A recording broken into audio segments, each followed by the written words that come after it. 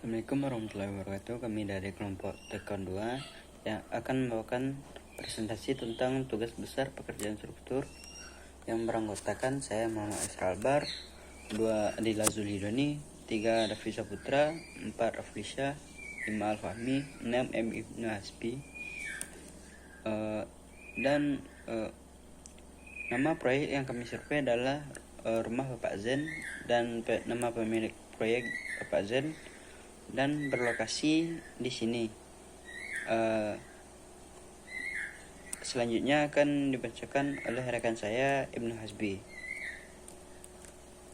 Assalamualaikum warahmatullahi wabarakatuh. Saya Muhammad Ibnu Hasbi, NPM 19124 dari kelompok 2 mata kuliah Teknologi Konstruksi 2 akan menjelaskan tentang struktur pondasi, yaitu 1. Pondasi beton bertulang. Beton bertulang adalah sebuah material yang menggabungkan dua bahan, beton dan tulangan baja, di mana beton yang memiliki kekuatan dan elastisitas rendah dan tulangannya yang memiliki kekuatan elastisitas tinggi, sehingga beton menjadi lebih kuat dan elastis. Spesifikasi teknis. Jenis pondasi cakar ayam. Pondasi cakar ayam adalah salah satu metode rekayasa teknis dalam pembuatan pondasi bangunan. Disebut cakar ayam karena bentuknya yang mirip cakar ayam, yang berfungsi mencengkram kuat tanah di bawahnya dari atas yang keras sampai yang lembek, agar bangunan yang didirikan di atasnya benar-benar berdiri kokoh. Slope adalah struktur dari bangunan yang terletak di atas pondasi dan memiliki fungsi untuk meratakan beban pondasi. Fungsi lain yang tak kalah penting dari slope adalah sebagai pengunci dinding, sehingga jika terjadi pergeseran tanah, maka dinding tidak mudah roboh. Hal ini dikarenakan slope yang bertumpu di atas pasangan batu terikat dengan kolom-kolom yang memikul beban dari struktur atas.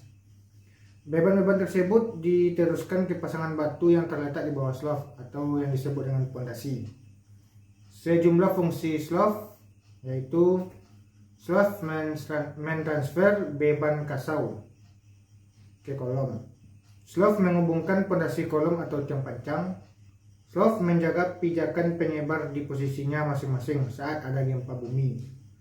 Slope berfungsi sebagai pijakan untuk menopang dinding dalam dan luar. Slope berfungsi sebagai flat beam di atas pondasi tiang untuk menyambung tiang-tiang dan menopang bangunan di atasnya. Jenis-jenis slope. Pertama, besi.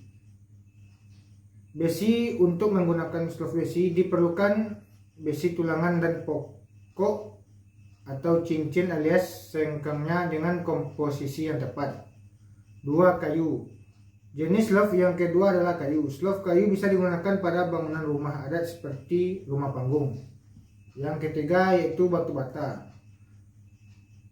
Sebagai material slope diklaim kurang kokoh meski batu memang bagus untuk struktur dinding.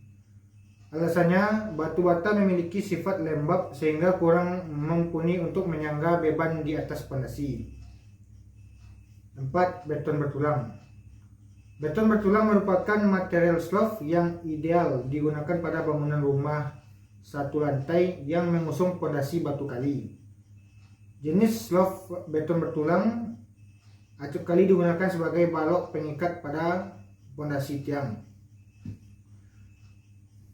Selanjutnya itu backcasting. Backcasting adalah konstruksi pembantu untuk cetakan beton sebuah struktur bangunan dengan desain bentuk yang diinginkan, dan setelah melewati waktu tertentu mengeras serta sanggup menanggung berat sendiri. Jadi proses penggunaan backcasting bisa dikatakan sebagai tahap akhir dalam pembuatan pondasi suatu bangunan. Fungsi pertama adalah sebagai cetakan dalam membuat pondasi bangunan. Fungsi kedua adalah sebagai cetakan membuat tiang atau pilar bangunan. Fungsi lainnya adalah sebagai pijakan sementara saat melakukan pembangunan. Secara umum, ada beberapa jenis backcasting yang biasa dipilih oleh tukang dalam proses pembangunan. Pembagian itu biasanya didasarkan dari bahan yang digunakan. Berikut adalah beberapa jenis backcasting. Yang pertama itu backcasting kayu balok. Yang kedua backcasting besi baja. Yang ketiga backcasting aluminium. Yang keempat backcasting fiberglass. Assalamualaikum warahmatullahi wabarakatuh. Nama saya Adil Adridoni, MPM 2152. Material dan peralatan pembuatan pondasi, slope, dan tangga. Material besi diameter 8, 10, 15, dan 20.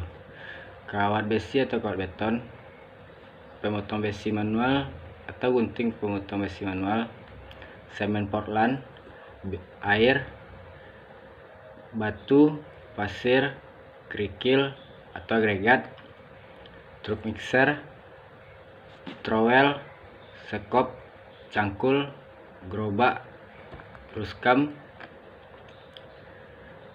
Dan material backcasting adalah triplex 9 mm, kayu ring, palu, paku, dan gergaji.